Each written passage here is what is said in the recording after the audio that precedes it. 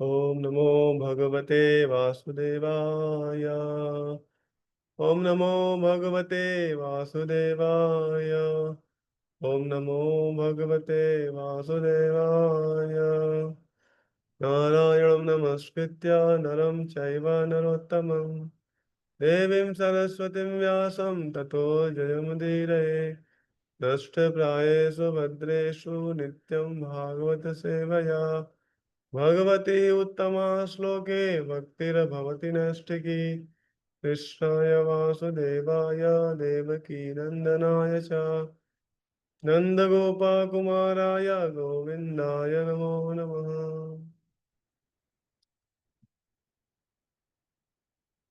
हरे कृष्ण। तो आप सभी का स्वागत है आज के प्रातःकालीन श्रीमद् भागवतम कक्षा में। तो हमारी जो भागवतम की पहला स्कंद है, पहला स्कंद का पहला चैप्टर, उसी श्रृंखला में हम लोग आगे बढ़ेंगे। तो ये श्लोक आपको शेयर कर रहा हूँ। श्लोक नंबर 13 कल हमने डिस्कस किया था 12। हाँ, श्लोक नंबर 13 डिस्कस करेंगे। तो जिसके पास किताब है या इसको स्क्रीन में शेयर किया है, आप लोग मेरे पीछे पुनरावृत्ति कर सकते हैं। तन्ना शुष्मानानाम तन्ना शुष्मानानाम अर्हसि अन अंगानुवर्णितम् यस्यावतार भूतानां क्षेमाय च भवाय च तन्ना शुश्रूषमाणानाम् अर्हसि अंगानुवर्णितुम् यस्यावतार भूतानां क्षेमाय च भवाय च तन्नः शुश्रूषमाणानाम् अर्हसि अंगानुवर्णितुम् यस्यावतार भूतानां क्षेमाय च भवाय च। ये श्लोक है नंबर 13। मुझे हिंदी में अनुवाद निकालता है इसका।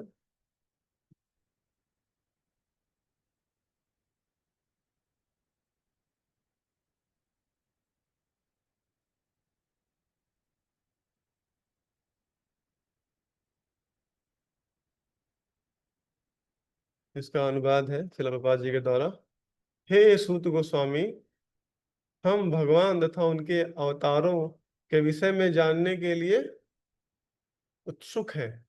कृपया हमें पूर्ववर्ती आचार्यों द्वारा दिए गए उपदेशों को बताइए, क्योंकि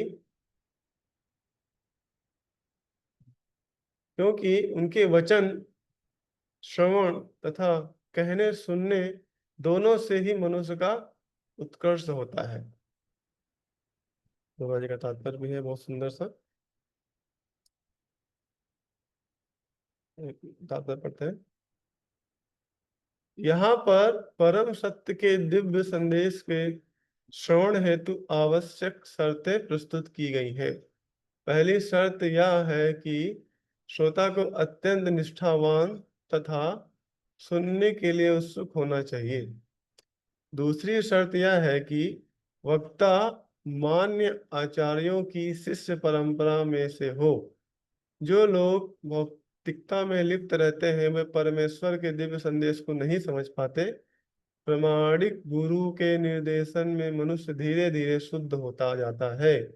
अतः उसे शिष्य परंपरा में होना चाहिए और विनीत भाव से श्रवण करने की कला सीखनी चाहिए।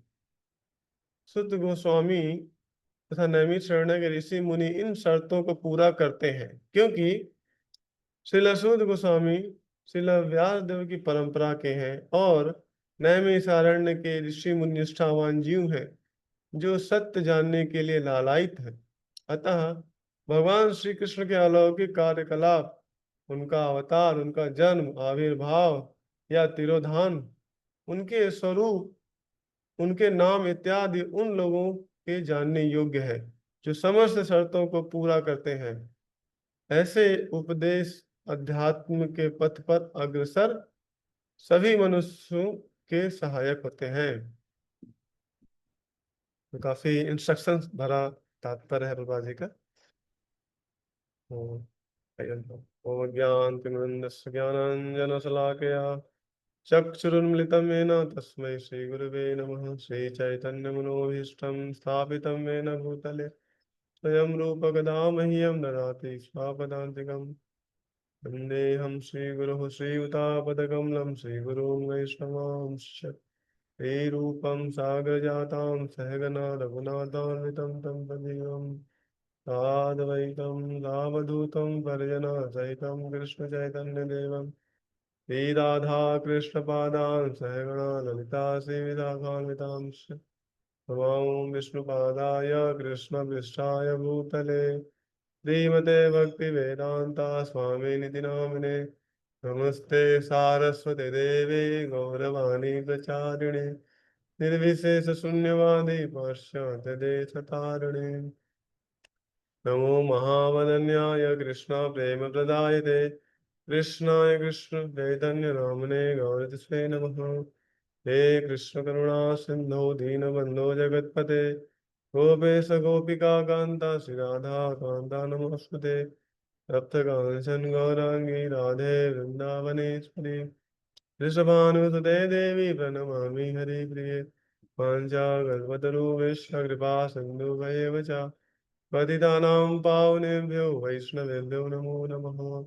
जय श्री कृष्ण चैतन्य प्रभु नित्यानंद श्री अद्वैत गदाधर श्रीवासादि गौर भक्त वृंदा हरे कृष्णा कृष्णा कृष्णा हरे हरे हरे राम राम राम हरे हरे। हरे कृष्णा। आज का श्लोक है बहुत ही महत्वपूर्ण है। ये भक्ति का तो बोल सकते हैं बेसिक। ये हमारे जो भक्ति जीवन है या कोई भी जीवन है, अब हर चीज का देखिए स्टार्टिंग श्रवण से होता है ना। इवन जो सृष्टि का भी जो उत्पन्न हुई है वो उससे पहले साउंड बना क्रिएशन में। सर्वप्रथम जो ध्वनि है उसकी उत्पत्ति हुई उसके माध्यम से। इवन जब बच्चा पैदा होता है तो वो पहले सुन के ही सीखता है चीजों को। तो जो भी चीज हम लोग सीखते हैं सुन के सीखते हैं।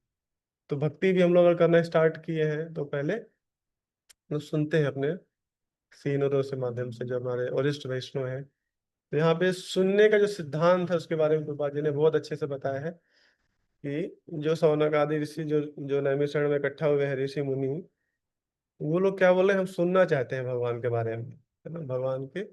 हाँ, सर्वप्रथम मैं बताऊंगा ये चौथा क्वेश्चन है। जो 6 क्वेश्चन की जो श्रृंखला है तो हमने डिस्कस किया पहला दूसरा तीसरा।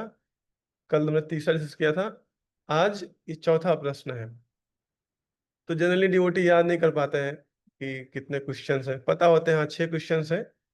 इवन जो पहली बार भागवत में पढ़ता है वो तो पूरी पहला स्कंद पढ़ लेता है, उसको पता ही चलता है क्वेश्चन कितने हैं क्या कौन सा श्लोक क्वेश्चन वाले हैं। लेकिन जब भक्त लोग थोड़ा बताते हैं नहीं नहीं 6 क्वेश्चन पूछे गए हैं तो थोड़ा उसको माइंड में आता है, अच्छा अच्छा क्वेश्चन है। तो चलिए थोड़ा रिवाइज कर लेते हैं ताकि हम लोग को याद रहे, क्योंकि 6 क्वेश्चन बहुत महत्वपूर्ण है। तो पहला और दूसरा तीसरा ये हमने डिस्कस कर लिया और चौथा वाला क्वेश्चन आज है। तो पहला क्वेश्चन क्या था, कौन बताएगा?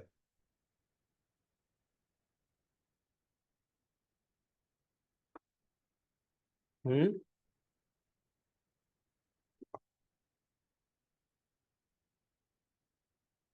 जो ऋषि मुनि ने पहला क्वेश्चन पूछा था वो क्या था?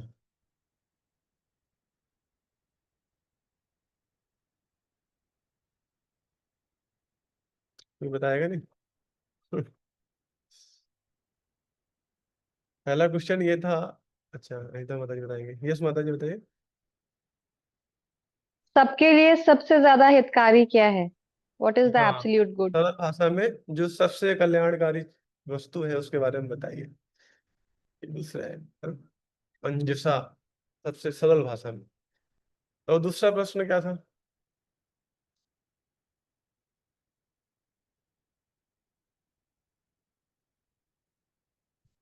यस, नेक्स्ट कोई?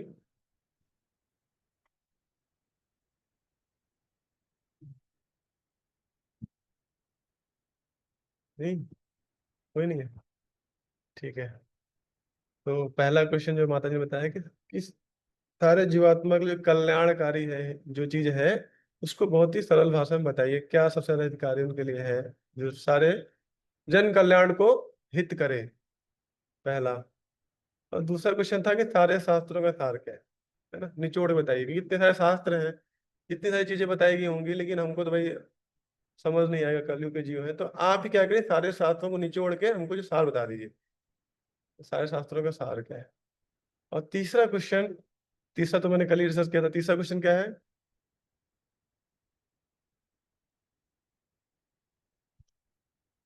हरे कृष्ण। तीसरा क्वेश्चन क्या है, कोई बताएगा?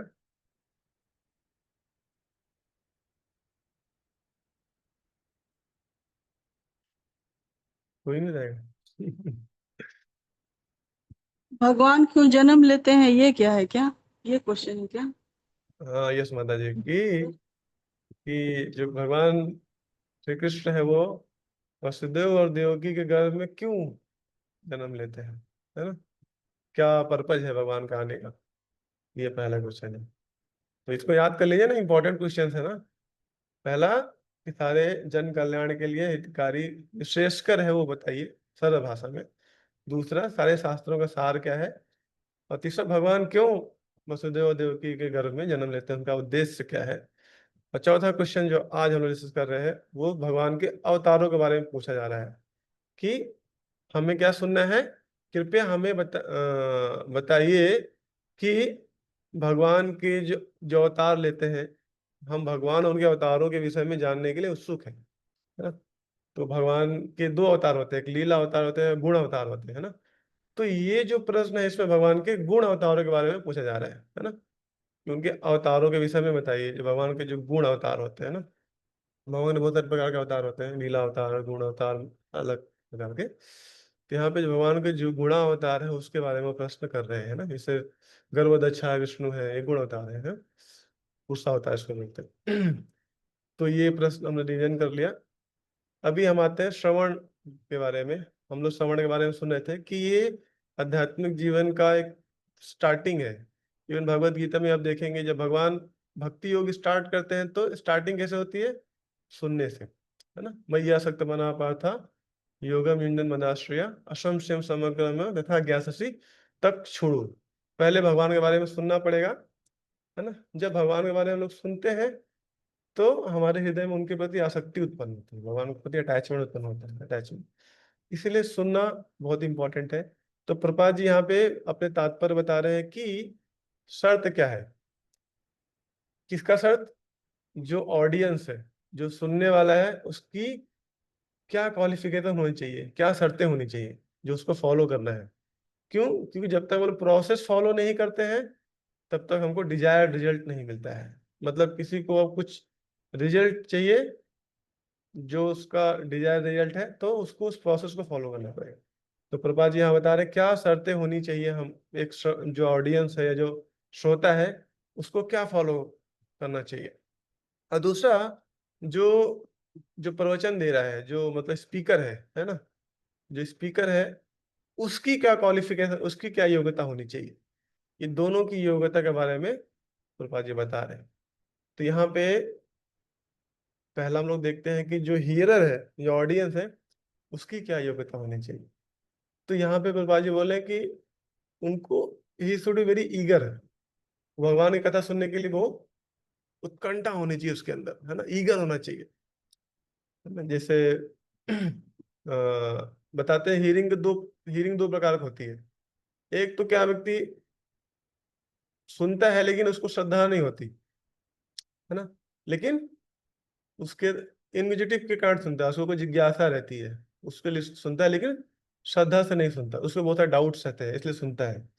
और दूसरे प्रकार की हियरिंग होती है कि श्रद्धा से सुनता है लेकिन कुछ उसको इनिशिएटिव नहीं होती, उसको कुछ जिज्ञासा नहीं, बस सुनता है, हाँ ठीक है सर जो बताया वो सही बता रहे हैं, है ना। तो ये दो प्रकार की हियरिंग होती है। लेकिन जो परफेक्ट हियरिंग वो क्या होती है, हमको श्रद्धा से भी सुनना है और हमको जिज्ञासा भी होनी चाहिए, इनविजिटिव। तो जो इनविजिटिव होते हैं उनको डाउट्स भी आते हैं, वो डाउट्स को क्लियर करते हैं, है ना। तो हमको कुछ भी ब्लाइंडली फॉलो नहीं करना है, हमको क्वेश्चन जो हमारे मन में हो पूछना है। तो तो इसी प्रकार जब भी हम सुनते हैं तो पहले श्रद्धा होनी चाहिए, कि हाँ जो गुरु जी बता रहे वो शास्त्र से बता रहे, सही बता रहे।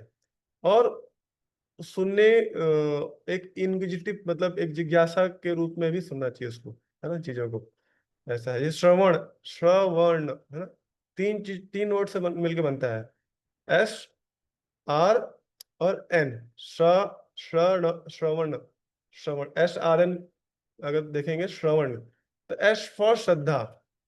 तो पहला क्वालिफिकेशन क्या है, जो श्रोता है उसके अंदर फेथ होना चाहिए, सुन रहा है, फेथ होना चाहिए। दूसरा व मतलब वर्ण, वर्ण मतलब कि he should be ready to accept, जो वो स्पीकर जो बता रहा है उसको वर्ण, जैसे वर्ण नहीं करते उसको, किसी को वर्ण कर लिया, किसी को गोद ले लिया, किसी को वर्ण कर लिया, इसी प्रकार जो वो बता रहा है उसको पूरा एज इट इज वर्ण करने को, he should be ready to accept, उसको एक्सेप्ट करने का उसके अंदर इच्छा होनी चाहिए। और तीसरा न, नम्रता, विथ ह्यूमिलिटी, है ना। We should not in challenging mood, हमारे चैलेंजिंग मूड में नहीं सुनना चाहिए कि हाँ ये स्पीकर ठीक देखते हैं इसको कितना आता है प्रोजी वो, है ना, इस भाव से नहीं सुनना चाहिए कि हाँ इनको कितना ज्ञान है, कितना आता है। बहुत ही नम्र भाव से सुनना चाहिए, नम्रता के माध्यम से। ऐसे क्योंकि बहुत सारी क्वालिफिकेशंस हैं जो श्रोता के होने चाहिए। तो स्टार्टिंग कैसे होता है, फेथ, फेथ बहुत इंपॉर्टेंट है, श्रद्धा के। जैसे अभी देखिए परीक्षित महाराज का कंडीशन देखिए, अभी उनके लिए एक एक मोमेंट कितना इंपॉर्टेंट है ना, एक एक मोमेंट। सोचिए मरने जीने का बात हो गया है ना, अभी उनके पास 7 दिन है ना। हम लोगों के पास तो पता नहीं कितने दिन है, किसी को 60 साल जीना है, किसी को 80 साल जीना है। तो हमारे अंदर वो अर्जेंसी नहीं है, उत्कंठा नहीं है, लेकिन परीक्षित महाराज के पास तो 7 दिन है, और वो एक एक मोमेंट उनके लिए एकदम बहुत इंपॉर्टेंट है। तो जो बैठे थे वो भागवत कक्षा में, तो सबसे आगे बैठे हैं, आप देखिए फोटो में, वो सबसे आगे बैठे हुए हैं एकदम हाथ जोड़ के, है ना। और उनको कुछ भी बैकग्राउंड नहीं चल रहा है उनके माइंड में कि मेरी फैमिली कैसी होगी, मेरे बच्चे कैसे होंगे, मेरा राज्य कैसा चल रहा है, सब कुछ उन्होंने त्याग दिया है। नो मेंटल एंजाइटी, एकदम एकाग्र मन से एकदम आगे बैठे हुए हैं। और बीच बीच में पानी पीने भी नहीं जा रहे, या टॉयलेट वाटर पास करने भी नहीं जा रहे वो, है ना। अभी जो थोड़ा ऐसा भूख भी नहीं लग रहा कि थोड़ा प्रसाद भी लेके आता हूँ ना, उसी बीच का था कि मैं चले गए प्रसाद लेके आ गए, नहीं। क्योंकि उनके पास क्या है, अर्जेंसी है, उनको पता है मेरे पास 7 दिन है बस, और मेरे लिए एक एक वर्ड जो यहाँ पे बोला जा रहा है वो अमृत के समान है, और मैं एक एक वर्ड को सुनना चाहता हूँ, है ना।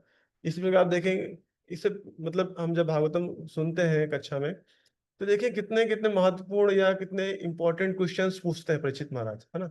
क्योंकि बीच बीच में सुखदेव गोस्वामी उनको टेस्टिंग भी लेते हैं परीक्षित महाराज जी की, कि अपने जो गुरु होता है अपने शिष्य का टेस्ट करता है कि हाँ ये सुन रहा है ध्यान से नहीं सुन रहा है। तो कई बार उन्होंने टेस्ट भी किया है, लेकिन वहां पे तुरंत परीक्षित महाराज रोकते हैं कि नहीं, मुझे ये सुनाइए, इसके बारे में सुनाइए।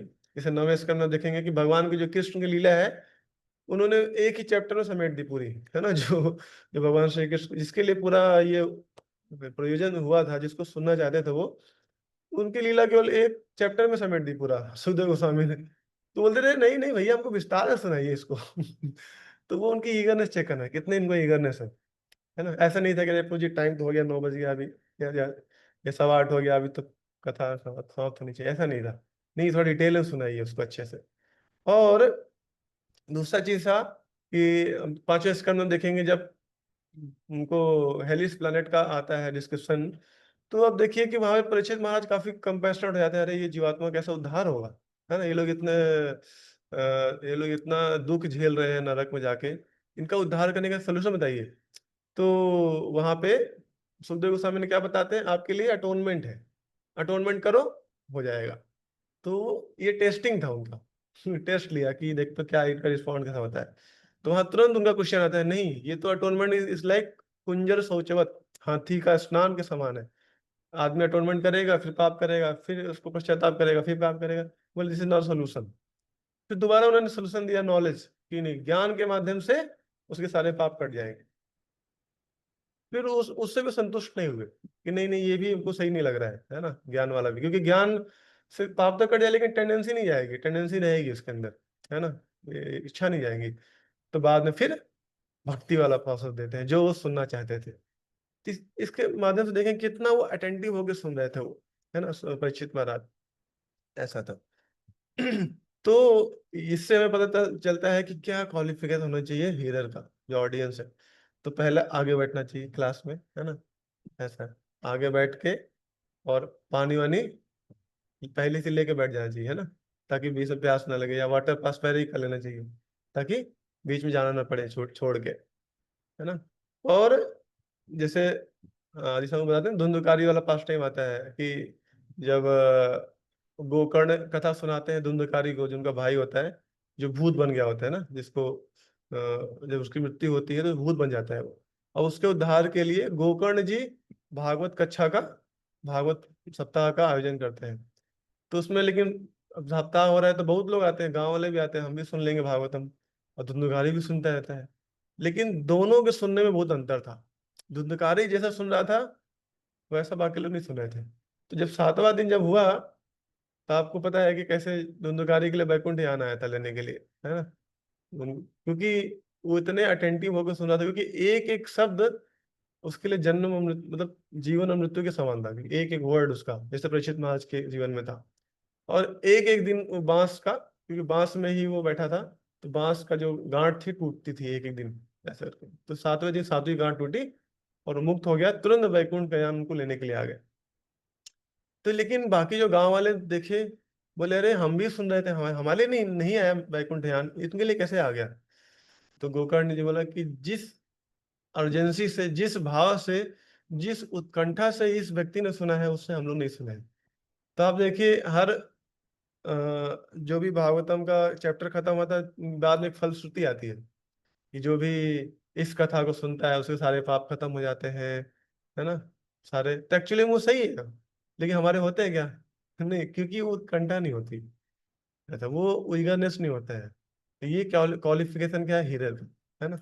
अब परीक्षित महाराज जी देखिए, जब 7 दिन बीतता है तो तुरंत, शादी में तो तक्षक नाग तो आता ही है, क्योंकि ब्राह्मण का शाप था, लेकिन वो समाधि में चले जाते हैं पहले ही। तो ऐसा बताते हैं कि परीक्षित महाराज पहले ही अपना शरीर त्याग चुके होते हैं। तो जो तक्षक आता है वो क्या करता है, परीक्षित महाराज के मृत शरीर को जलाता है बस। वो जो उनका जो प्राण है, वो भगवान के चिंतन में पहले ही वो प्राण छोड़ चुके थे परीक्षित महाराज, है ना, ऐसा था। तो 7 दिन सुनने के बाद क्या मिला उनको, directly went to back to Godhead. और धुंधकारी केस में देखेंगे, वो भी इतनी ईगरता से सुना था, इतनी उत्कंठा से सुना था, कि 7वें दिन उसको मुक्ति मिल गई, और वो वैकुंठ ध्यान आ गया उनको लेने के लिए। और वो बाकी गांव वाले बोले अरे हमको भी जाना है, हम हमारे लिए नहीं आए। तो जो वहां पे जो जो पायलट्स आए थे ना, क्या बोलते हैं एस्ट्रोनॉट्स, स्पिरिचुअल एस्ट्रोनॉट्स, है ना, वो बोले भाई जिस उत्कंठा से इसने सुना है, उससे आपने नहीं सुना, इसलिए आपके लिए नहीं आया। तो अच्छा, ठीक है, फिर से आयोजन किया जाए। तो गोकर्ण फिर से आयोजित करते हैं कथा को, और फिर सारे गांव वाले सुनते हैं। बोलते हैं इस बार सब अटेंटिव होकर सो रहे, सब आगे बैठे थे तो कोई क्लास में, कोई पीछे नहीं, कोई वहां बैठा है, कोई ना कोने बैठा है, ऐसा नहीं। सब लोग पानी उन्हें लेके बैठे थे, क्योंकि बाहर टॉयलेट जाना जाना ना पड़े, या पानी पीने बाहर ना जाना पड़े। और सब लोग उसी उत्कंठा से सुने कि बाद में 7वें दिन सबके लिए वैकुंठ आना है। ऐसा करके। तो यहाँ से हम लोग देखते हैं कि भागवतम में कितनी पोटेंसी है। बस जो शर्तें हैं वो हमको माननी पड़ेगी, है ना। तो प्रभुपाद जी यहाँ पे शर्त के बारे में बता रहे हैं, कैसे भागवतम को सुनने का क्या शर्त होनी चाहिए। श्रवण, SRN, ये 3 फॉर्मूला याद करना चाहिए। एस फॉर फेथ, श्रद्धा बहुत इंपॉर्टेंट है। हम देखते हैं बहुत सारे लोग आजकल, भक्तों को छोड़ दिया जाए तो सबका अपना अपना मिसकंसेप्शन रहता है, हमको कुछ बताएंगे। जैसे मैं भी रिसेंटली मिला था, एक वो था, व्यक्ति था, बोलता है मैं हिंदू हूँ, मैं ब्राह्मण हूँ, मैं ब्राह्मण वॉरियर, मुझे हिंदू धर्म फैलाना है। मैंने कहा चलो अच्छा व्यक्ति है, फेवरेबल, इसको भक्त बनाया जा सकता है। फिर मैंने उसको अपना फिलोसफी बताना स्टार्ट किया, अपने कृष्णा कॉन्शियस फिलोसफी बताना स्टार्ट किया उसको, बड़ा। तो बाद में बोलता है अरे मैं आर्य समाजी हूँ, मैं ये मूर्ति पूजा पे विश्वास नहीं करता, अरे ये सब पुराण बेकार है, उपनिषद सब बेकार है, सब हम केवल वेदों को मानते हैं। ऐसा सोचिए, सनातन धर्म में भी वो जो अपने आप को बोलता है मैं धर्म ध्वजी हूँ, वो क्या बोला है, हम मूर्ति पूजा को विश्वास नहीं मानते। और वो क्या बोला, मुस्लिम ज्यादा अच्छे हैं, वो मूर्ति वूर्ति ढोंग नहीं करते वो।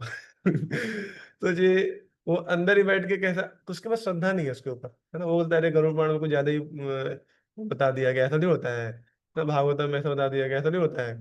उसको मतलब शास्त्रों पे श्रद्धा ही नहीं।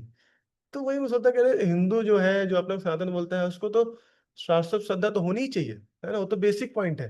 लेकिन माया इतनी पावरफुल है कि वो शास्त्रों की श्रद्धा से भी हटा देती है लोगों का।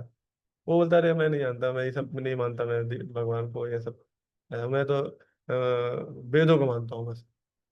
तो मैंने बताया भाई, वेद तो केवल 5% बच गए हैं बस। 4 वेद है ना, साम वेद, जो अथर्ववेद करके, है ना, उसके बाद इसमें केवल आप इसको देखेंगे तो केवल 5.8% वेद बचे हैं बस, आगे सब खत्म हो चुके हैं। तो आप कैसे वेदों को मान रहे हैं, है ना? हाँ, अभी तो कलयुग में केवल पुराणों को ही, क्योंकि व्यासदेव ने सब वेदों की रचना करने के बाद सबसे अंतिम में भागवत पुराण की रचना की, जो सब क्रीम था, ऑल द वेदास, है ना। इस भागवतम बोलते हैं पंचम वेद, बोलते हैं उसको, भागवतम को। उन्होंने रचना की भागवतम की। और वेद का 5% पोर्शन बचा हुआ है आपके पास। आप कोई कोई कंक्लूजन निकालोगे, किसी सार निकालोगे, तो एटलीस्ट पूरा पढ़ने के बाद सार निकाला, है ना। जैसे आप पूरी पूरी बुक पढ़ोगे फिर उसका सार निकालोगे। अब लेकिन आप पे 5% बचा है, उसका उसका सार क्या निकालोगे आप? तो लोग क्या कुछ नहीं पढ़ते हैं, बस बोलते रहते हैं ना। आप वेद को ही पढ़ लो, उसमें तो उसमें भगवान के बारे में दिया गया है, ऐसा नहीं उसमें नहीं दिया गया है। लेकिन वेद बचे ही कहाँ है? 5% वेद बचे हैं, 5.8% बस। उसमें आप क्या ही कंक्लूजन निकालोगे? इस क्यों क्यों वेद गायब हो गए? क्योंकि कलयुग में लोग वेद पढ़ नहीं पाएंगे, संस्कृत कठिन है उसकी, लोग संस्कृत नहीं आती है, इसलिए वो नीड नहीं था कलयुग में, इसलिए वो धीरे धीरे गायब हो गए वेद। लेकिन पुराण सारे हैं हमारे पास, जितने पुराण सब अभी भी हैं, क्योंकि इस पुराणों का स्पेशली कलयुग के लिए बनाया गया है। इसको उसमें जो स्टोरी के माध्यम से कंसेप्ट को समझाया गया है। जो भागवतम, जो अमल महापुराण है, चैतन्य महाप्रभु बोलते हैं भागवतम इज द अल्टीमेट, वो ना, अल्टीमेट अथॉरिटी, है ना, Bhagavatam is the ultimate authority.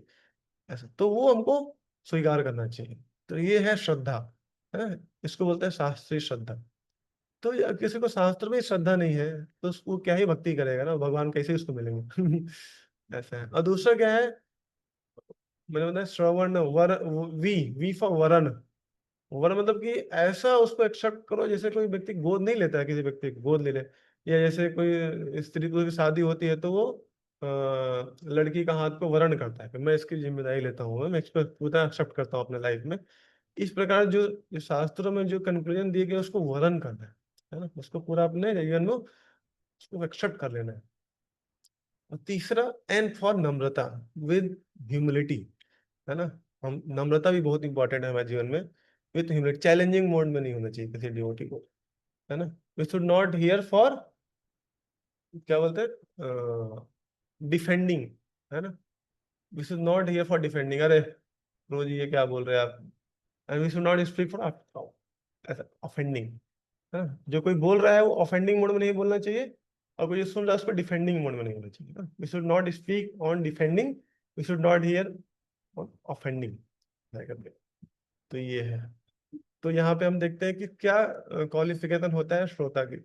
अभी आते हैं, सुनते हैं जो क्वालिफिकेशन, जो आपका जो स्पीकर है उसकी योग्यता क्या होनी चाहिए, है ना। तो पहला तो प्रभुपाद जी बोले कि वो गुरु परंपरा में होना चाहिए, है ना। ऐसा नहीं किसी से भी सुन लेना है, नहीं। वो व्यक्ति गुरु परंपरा में आना चाहिए, है ना। आजकल हम देखते हैं एक बहुत महान, क्या कहते हैं, वो उभर रहे हैं, राम कथा देते हैं, वो बहुत, उनको बहुत बड़ा, हजारों लोग बैठते हैं ना उसमें कथा में उनके।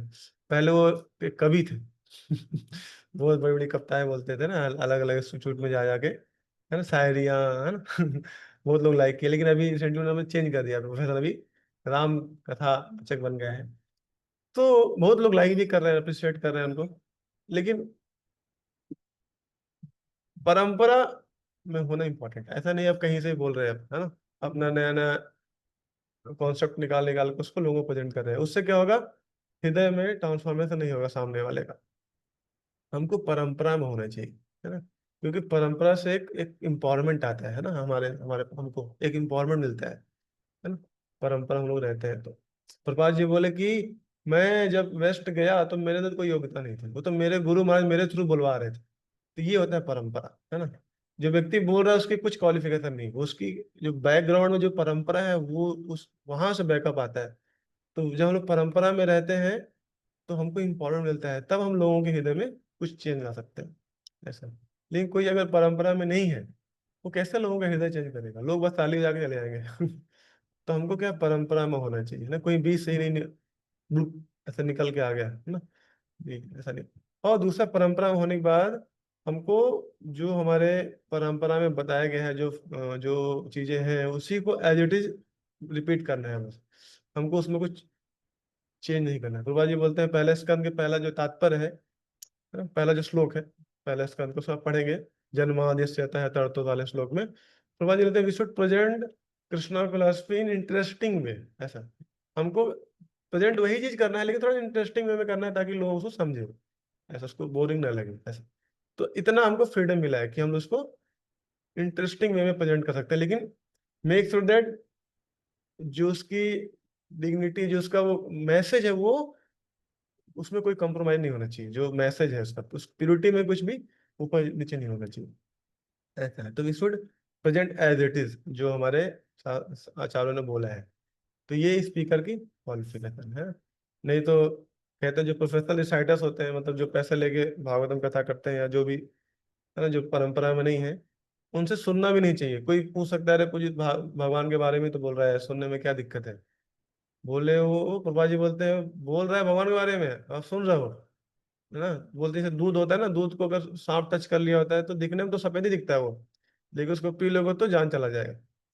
ऐसे ही लगेगा तो हाँ भगवान का कथा ही तो बोल रहा है, क्या दिक्कत है। लेकिन it is like serpent taste the milk, है ना। सरपेंट ने कोई दूध को टच कर लिया, वो जहरीला हो चुका है वो। इसी प्रकार जो हम लोग सुनते हैं, जो व्यक्ति परंपरा में नहीं, जो बोनाफाइड नहीं है, तो उसका सुनने के क्या समान है, आप जहर का पी रहे हो, जहर पी रहे हो। इसलिए सुनने के लिए हमको बहुत ही केयरफुल होना चाहिए किससे आप सुन रहे हैं, वो परंपरा में है कि नहीं है। हमारे इस्कॉन में एक जीवीसी कमेटी होती है, वो लोग ऑथराइज करते हैं कि हाँ ये व्यक्ति कथा दे सकता है ना। जो भागवत सप्ताह होता है इस्कॉन में, उसमें आप वेबसाइट जाएंगे, हमारे जीवीसी की वेबसाइट है, उसमें नाम लिखे हुए हैं कि they are authorise person who can speak on Bhagavat. ऐसा करके उन्होंने ऑथराइज किया है, ये भागवत सप्ताह ले सकते हैं लोग, है ना। तो ऐसा करके प्रॉपर वो है, अथॉरिटी है। तो वैसे तो मार्केट में यूट्यूब बहुत सारे भागवत सप्ताह वाले मिल जाएंगे आपको, है ना। बहुत सारे लोग मतलब भक्त मिलते हैं, वो जी इनका सुनिए बहुत अच्छा बोलते हैं, इनका तो बहुत अच्छा बोलते हैं। अरे अच्छा लग रहा है, लेकिन हमारे हृदय में तो कुछ हो नहीं रहा है ना और काम क्रोध बढ़ ही रहा है सुन के, है ना? क्योंकि जो व्यक्ति बोल रहा है ना, उसका कॉन्शियसनेस भी उतरता है, उसका जो श्रद्धा है, उसकी जो फेथ है, वो सब हमारे हृदय में उतर जाता है। अब वो व्यक्ति कामी है, उसका आप सुन रहे हो, आपके हृदय में काम आएगा, है ना। इसीलिए जिसके हृदय में कृष्ण है, अब वो बोल रहा है, तो आपको कृष्ण मिल जाएंगे, है ना। तो जो शुद्ध भक्त होते हैं, कहते हैं उनके हृदय में भगवान के जो चरणों की जो रज होती है ना, जो पराग होता है, पराग, वो उनके हृदय में रहता है। लेकिन जब वो बोलते हैं शुद्ध भक्त भगवान के बारे में, तो जो पराग है, जो भगवान के चरणों की जो रज है, वो उनके मुख से निकलता है, और वो हमारे करणों में इंटर करता है, करणों के माध्यम से हमारे हृदय में आता है। तो वही कृष्ण उनके हृदय से हमारे हृदय में आ जाते हैं। ये क्या प्रोसेस है सुनने का। लेकिन जो व्यक्ति परंपरा में है, जो अथॉराइटी डिवोटी, जो बोनाफाइड डिवोटी, तो इसीलिए हमको सुनने के लिए बहुत ही चूजी होना चाहिए, ऐसे किसी को नहीं सुनना चाहिए। तो सबसे बेस्ट वे क्या है सुनने का, कोई किसका सुना जाए। तो पहला प्रिंसिपल है, यूट्यूब से कुछ नहीं सुनना है अपने आप। इवन कोई व्यक्ति इसका ऑन का ही क्यों ना हो, है ना, अपने आप कुछ नहीं सुनना है। आप सिंपल है, जो आपको गाइड करते हैं, जो आपके काउंसलर हैं, जो आपके प्रो, उनसे पूछ लीजिए हमको कुछ हियरिंग करना है ना। आप पूछ के देखिए, वो लोग आपसे बहुत खुश हो जाएंगे ना।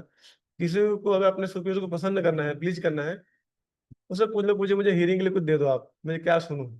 वो भक्त इतना खुश हो जाएगा, अरे ये कितना सिंसियर है। क्योंकि सब लोग परेशान है कि आजकल तो लोग कुछ भी सुन लेते हैं, कहीं से सुन लेते हैं, यूट्यूब से खोला लेक्चर स्टार्ट कर दिया कोई भी भले कोई भक्त इस्कॉन गई क्यों ना बोल रहा हूँ, है ना? हमको, क्योंकि अ, सुनने में बहुत कैटेगरी होता है, कैसे किस समय क्या सुनना है ना। अभी हम लोग कितने साल भक्ति में, कितना हमारा स्तर बढ़ा हुआ है, उसके में हमारे लिए क्या अच्छा है। उसके अकॉर्डिंग, जैसे छोटा बच्चा होता है उसके लिए दूध पिलाते हैं, बड़ा होता है फिर चावल दाल खाता है उसके आगे है। ऐसे हम लोग कभी, हम जब भक्ति में आते हैं तो हमको हमको क्या चाहिए वो हमारे सीनियर जानते हैं, वो क्या देना है। जैसे हम लोग यूथ प्रीचिंग करते हैं उसमें, तो हर सिलेबस होता है, फर्स्ट ईयर का क्या सिलेबस है, सेकंड ईयर में क्या सुनना है उसको, थर्ड ईयर में क्या सुनना है, फोर्थ ईयर। ऐसे नहीं कुछ भी यूट्यूब से निकाला, हाँ, ये चल रहा है ठीक है, कृष्ण मतलब जो भी, बस उसको क्या बोलते हैं, नेक्टर शॉपिंग। उसका एक वर्ड आता है, नेक्टर शॉपिंग बोलते हैं उसको। जैसे हम लोग मॉल में नहीं जाते हैं, मॉल में चले गए, इतना सारा वैरायटी अलावा एक चूज कर ले उसको, है ना, शॉपिंग, नेक्टर शॉपिंग। लेकिन उससे क्या होगा, हीरिंग तो हो रहा है लेकिन कोई चेंज नहीं आएगा। वो क्या होगा, माइंड का गेम है वो। आप आपने अपने मन की प्रसन्नता के लिए सुन लिया। कोई लेक्चर सुनना स्टार्ट किया, अरे मुझे अच्छा नहीं लग रहा, मजा नहीं आ रहा, थोड़ा लाओ चेंज कर ले, दूसरा लेक्चर सुनते हैं। दूसरा भी, अरे ये इसमें थोड़ा क्या है, थोड़ा ऐसा अच्छा नहीं लग रहा, तो तीसरा चेंज कर लेते हैं। ऐसा होता ही नहीं होता हम लोग के साथ। जो लोग लाइन से नहीं सुनते हैं चीजों को प्रॉपर वे में।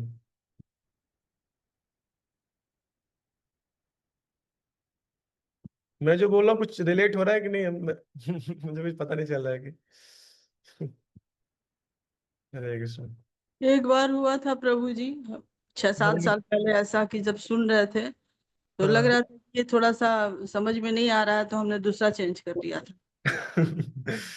हम्म। मजा के लिए नहीं, पर ये है कि कुछ क्लियर नहीं हो रहा था, तो एक तो इंग्लिश हमारी थोड़ी वीक है, अच्छी नहीं है, तो वो भी नहीं सुन पाते हैं अगर अच्छा लगता है कभी तो। ऐसे हुआ है हमारे साथ एक बार। यस, तो ये बहुत इंपॉर्टेंट पॉइंट है।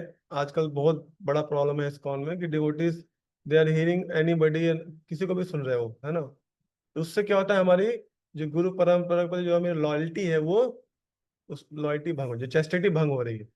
And if you are not loyal to a guru parampara, then there will be no empowerment. अगर आपने गुरु परंपरा के प्रति लॉयल नहीं है, तो आपका जो एम्पावरमेंट है वो खत्म हो जाएगा। तो आपके अंदर शक्ति नहीं रहेगा किसी को प्रचार करने का, है ना। आप देखिए परम पूज्य गोपाल कृष्ण महाराज, उनका जीवन परिचय देखिए आप। वो कभी भी प्रभुपाद जी की किताबों, प्रभुपाद जी लेक्चर के अलावा कहीं कुछ गए ही नहीं। उसी में से ही बोले वो। प्रभुपाद जी बुक्स से बोले हैं, प्रभुपाद जी के लेक्चर से बोले, बस। अब देखिए उनका जीवन देखिए, कितना उन्होंने प्रचार किया। ऐसे प्रभु जयप्रकाश स्वामी महाराज है, प्रभु राधा स्वामी महाराज है, उनके लाइफ में प्रभुपाद जी सब कुछ है बस। और कहीं वो गए नहीं उधर। और उन्होंने कितना उन्होंने प्रीचिंग कर लिया, वो कैसे हुआ, क्योंकि इम्पावरमेंट है पीछे से, है ना। प्रभुपाद जी का इम्पावरमेंट है वो। तो ऐसा नहीं कि हम लोग थोड़ा, थोड़ा इनको सुन लेते हैं, उनको सुन लेते हैं, थोड़ा अच्छा सा मसाला बना के दे देते हैं, तो उनसे लोगों का हृदय चेंज नहीं, उससे नहीं होगा ना। प्रभुपाद जी जब वेस्ट में गए तो कहते लैंग्वेज भी नहीं समझ पा रहे थे लोग, फिर भी लोगों का हृदय चेंज हो गया। क्यों? क्योंकि उनके प्रभुपाद जी बोले, because my Guru Maharaj is speaking through मी। जब कोई व्यक्ति सिंसियर है, जो श्रोता सिंसियर होता है, बहुत ईगर होता है, तो भगवान स्पीकर के माध्यम से बुलवाते हैं जो उसके लिए हितकारक होता है ना। इस भागवतम क्लास चल रहा है, ठीक है, कोई प्रभु जी क्लास देने वाले हैं, लेकिन हो सकता है कि प्रभु जी भी नए भक्त हों, या मतलब या उतना एक्सपीरियंस ना हो उनको, या कथा, उनकी कथा बोरिंग लगती हो। ऐसा होता है, कई फेवरेट होते हैं ना, कि आज कौन क्लास दे रहा है, अच्छा ये प्रभु जी दे रहे हैं, ठीक है आज अटेंड नहीं करेंगे, आज प्रभु जी क्लास दे रहे थे। आज कौन दे रहा है, अरे आज तो प्रभु जी दे रहे हैं, अच्छा प्रभु जी दे रहे थे, हाँ तो करना ही करना है। है ना। तो लेकिन वो देखियो, वो भागवतम क्लास दे रहा है, वो टेम्पल का, मतलब उसको वो ऑथराइज है ना। किसी ने टेम्पल प्रेसिडेंट होता है, वो उसको ऑथराइज कर बोला ठीक है आप क्लास दो आज। तो प्रभुपाद जी का एक वो है, प्रतिनिधि है वो, है ना। वो व्यास गद्दी बैठ के वो भागवत, तो उसका तो सुनना ही चाहिए, प्रभुपाद जी ने सिस्टम बनाया है। लेकिन अगर हम चूजी से बनेंगे, अच्छा आज कौन दे रहा है, अच्छा ये दे रहा है, ठीक है आज नहीं जाते हैं। अच्छा आज कौन दे रहा है, अच्छा आज प्रभु जी दे रहे हैं, ठीक है उसमें जाना है। तो इससे क्या होगा फिर, प्रभा जी आप प्रसन्न नहीं होंगे। प्रभा जी बोलते नित्य भागवत से हमको every day we should hear Bhagavatam, है ना। पहला चीज ये आएगा। और दूसरा, अगर मान लो कोई नया भक्त भी दे रहा है, अगर कोई व्यक्ति बैठ गया क्लास में, अगर उसके अंदर ईगरनेस है, सुनने का ईगरनेस है, तो भगवान उसके माध्यम से बुलवा देंगे, जो स्पीकर है उसके माध्यम से बुलवा देंगे जो उसको नीड होगा, है ना। बिकॉज जब कोई व्यास व्यक्ति बैठता है, तो आप देखेंगे एक्चुअली लॉर्ड इम्पोर्ट करते हैं उसको, है ना। किसको क्या, किसके लिए क्या बोलना बोलना होता है, तो उसके अकॉर्डिंग वो बोलेगा, ऐसा है। तो यहाँ पे डिपेंड करता है हमारी ईगरनेस कितनी है। ये नहीं डिपेंड करता कि कौन बोल रहा है। हालांकि ये भी रिस्पॉन्सिबिलिटी है, जो बोलने वाला है वो अच्छे से प्रिपेयर करके आए कथा को। ऐसे नहीं कि बस चलो ठीक है चलते हैं, फिर वो अपनी कहाँ की पॉलिटिक्स की बातें चल रहा है ना। जैसे एक भक्त थे, उन्होंने, उनको कथा देने को दिया गया, तो उन्होंने पूरी कथा में, 1 घंटे कथा में 55 मिनट, एक कोई पिंगविंग होती है, कोई चिड़िया होती है, पिंगविंग कैसे अपने बच्चों को पालती है, पूरा उसमें डिस्कस किया 50 मिनट पिंगविंग के बारे में। फिर बाद में 10 मिनट बोलते देखो भगवान का क्रिएशन कितना अच्छा है। फिर बोलते प्रभुपाद जी श्रील प्रभुपाद की जय। तो फिर भक्त लोग जब निकले कथा से, तो सब लोग क्या सोच रहे थे, पिंगविन के बारे में, पिंगविन के बारे में, पिंगविन कैसे अपने बच्चों को टेक केयर करते हैं। ऐसा भी नहीं होना चाहिए, हमको ऐसा कथा देना चाहिए कि लोग कथा देने के तो भगवान के बारे में कंटेम्पलेट करें। ये श्रोता की रिस्पॉन्सिबिलिटी होनी, ऑडियंस की रिस्पॉन्सिबिलिटी होनी चाहिए, ऑडियंस नहीं, जो स्पीकर है उसकी जिम्मेदारी होनी चाहिए कि वो भी कथा में आए तो थोड़ा प्रिपेयर करके आए, चीजों को पहले से पढ़ के आए बस। और बाकी जो श्रोता है उसकी जिम्मेदारी क्या है, ईगरनेस उसको होना चाहिए। अगर उसके अंदर ईगरनेस है तो भगवान बुलवाएंगे। ऐसा करो।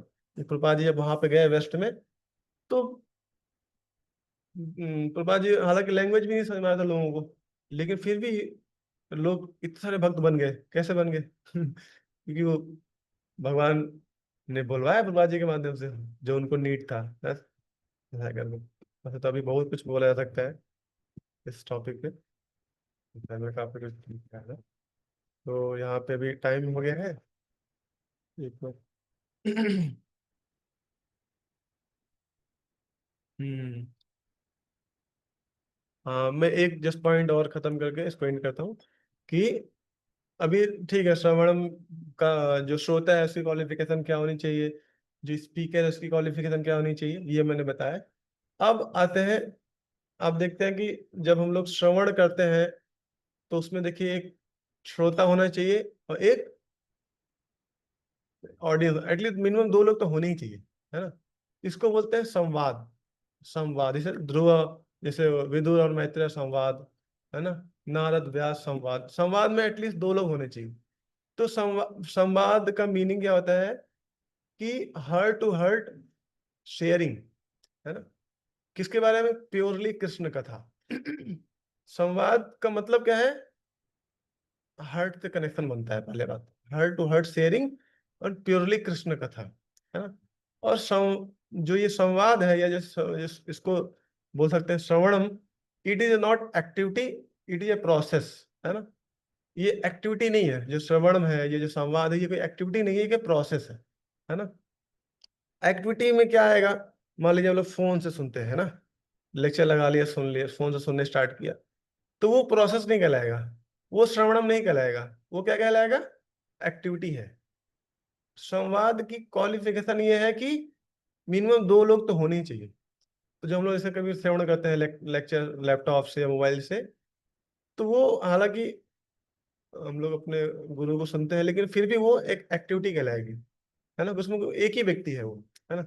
लेकिन जब दो व्यक्ति मिलते हैं आपस में, तो वो प्रोसेस हो जाता है, हियरिंग प्रोसेस। इसीलिए हमको प्रयास करना चाहिए हमेशा कि संग में सुनने का, है ना। ऐसा नहीं कि हमेशा रिकॉर्डिंग ही सुनी रहे, रिकॉर्डिंग उससे भी होगा, साउंड वाइब्रेशन है, लेकिन जो हियरिंग, जो भागवतम बताया गया जो प्रोसेस है ना, वो अलग है ना। तो ऐसा करके तो हमको प्रयास करना है कि अगर कोई पर्सनल संग मिल रहा है किसी डिवोटी का, पर्सनल हियरिंग करने का मौका मिला है, तो जरूर वहां जाके सुनना चाहिए, है ना। क्योंकि वो प्रोसेस होगा, उससे आगे की चीजें जो होती हैं श्रवणम में, लोगों का हृदय ट्रांसफॉर्मेशन या अच्छा रिलेशनशिप बनेगा, है ना। ऐसा करके तो वो है ना। तो ये संवाद का ऐसा करके बताते हैं संवाद में, ठीक है। संवाद में एटलीस्ट दो मिनिमम लोग होने चाहिए, लाइव पर्सन, है ना। ऐसा, ठीक है। तो यहाँ आप लोग इन करेंगे। किसी को कुछ प्रश्न है या कुछ कमेंट भी करना चाहता है तो?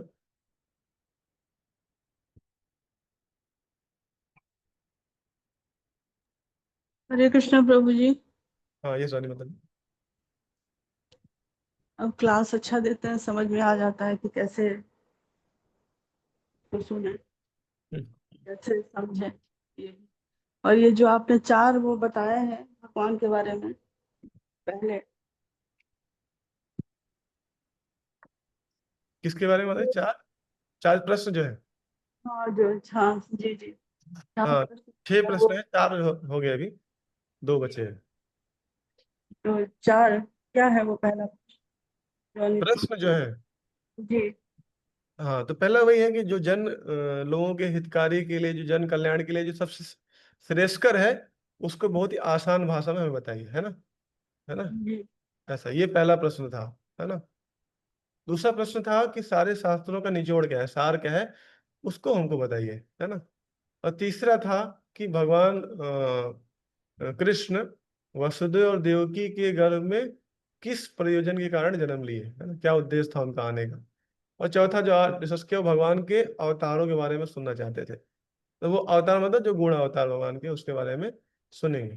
जो अगला जो प्रश्न है उसमें वो भी अवतार के बारे में पूछे, लेकिन लीला अवतार के बारे में पूछेंगे, भगवान की लीला अवतार के बारे में बताइए। और जो छठा प्रश्न है उसमें पूछते हैं कि भागवतम किसका शरण लिया, जब भगवान धराधाम से चले गए तो इसमें भागवतम ने किसकी शरण ली। ऐसे में 6 प्रश्न पूछते हैं सौनक आदि ऋषि सुत गोस्वामी से, फिर बाद में। कृष्ण, यस माता जी। भागवतम कृष्ण ने शरण लिया ना, कृष्ण हाँ, भगवान ने। यस माता जी। भागवतम के रूप में जो है कृष्ण भगवान ने शरण लिया ना उसमें। हाँ यस माता। भागवतम, भागवतम ने किसकी धर्म ने किसकी शरण ली, तो भागवतम ही आए हैं भगवान के रूप में, भागवतम यहाँ पे प्रकट हुए हैं, है ना। ऐसा भागवतम स्वरूपम, श्री कृष्ण भागवतम स्वरूपम, ऐसा करके आता है। ठीक है, ठीक है, थैंक यू।